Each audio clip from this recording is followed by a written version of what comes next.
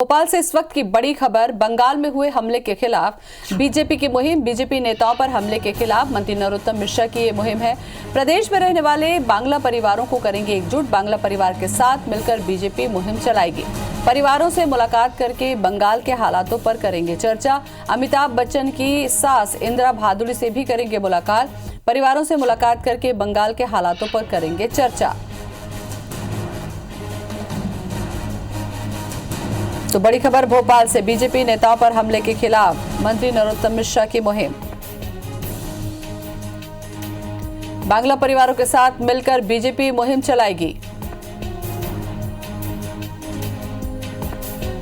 तो हमले के खिलाफ बीजेपी ने मुहिम छेड़ी है। अमिताभ बच्चन की सास इंदिरा भादुड़ी से भी करेंगे मुलाकात।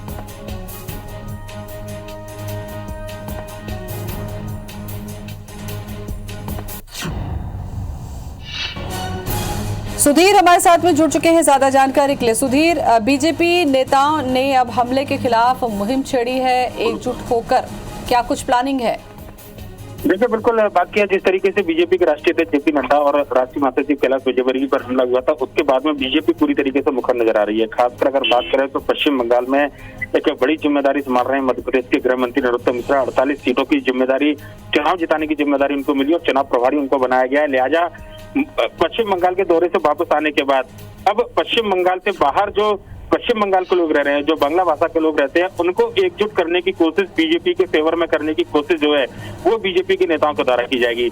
मध्य प्रदेश के अंदर बड़ी संख्या में पश्चिम बंगाल के निवासी निवास करते हैं। ऐसे में उन लोगों से अपील की जाएगी उनको एकजुट करने के साथ में ममता बनर्जी की सरकार के खिलाफ मोर्चा खोलने की मांग जो है वो कहीं ना कहीं मध्य प्रदेश के गृह मंत्री नरोत्तम मिश्रा करने वाले हैं। लिहाजा कहना होगा कि सदी के जो महानायक है अमिताभ बच्चन, उनकी सास चूंकि भोपाल की निवासी है, उनसे मुलाकात के लिए भी समय जो है वो बीजेपी के नेताओं ने मांगा है, गृह मंत्री नरोत्तम मिश्रा ने मांगा है। और उनसे अपील ये की जाएगी कि ममता बनर्जी की सरकार में जिस तरीके से हिंसा की फैलाई जा रही है, उसके खिलाफ शांति की अपील पश्चिम बंगाल के नागरिकों से की जाए। और राष्ट्रवाद की सरकार जो बीजेपी जिसका नारा हमेशा बुलंद करके चुनाव में ही मैदान में जाती है, उसका साथ देने की अपील भी इन जो प्रदेश और देश में जो बड़े पश्चिम बंगाल के जो लोग हैं उनसे बीजेपी के नेता करने वाले हैं।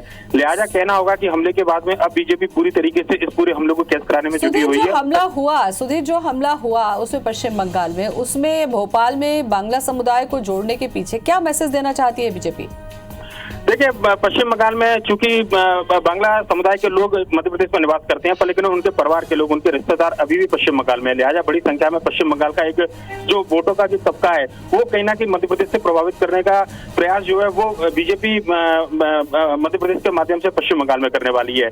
मध्य प्रदेश के नेताओं को बड़ी जिम्मेदारी मिली है पश्चिम बंगाल में। अगर हम बात करें तो वहाँ के जो प्रभारी है वो मध्य प्रदेश के कैलाश विजयवर्गीय है, उनकी ससुराल भी पश्चिम बंगाल में है। इसके अलावा अगर बात करें तो अरविंद मेनन सह प्रभारी है, जो की मध्य प्रदेश में संगठन महामंत्री लंबे समय तक रहे हैं। नरोत्तम मिश्रा को वहां की 48 सीटों का चुनाव प्रभारी बनाया गया है, जो कि मध्य प्रदेश के गृह मंत्री है।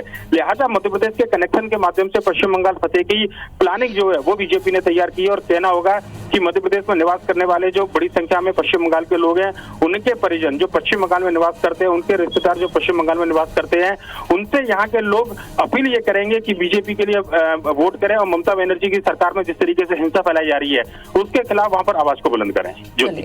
बहुत बहुत शुक्रिया आपका सुधीर जानकारी के लिए। तो अमिताभ बच्चन की सास इंदिरा भादुड़ी से भी मुलाकात करेंगे। तो हमले के खिलाफ बीजेपी ने मुहिम छेड़ी है। परिवारों से मुलाकात करके बंगाल के हालातों पर चर्चा भी करेंगे।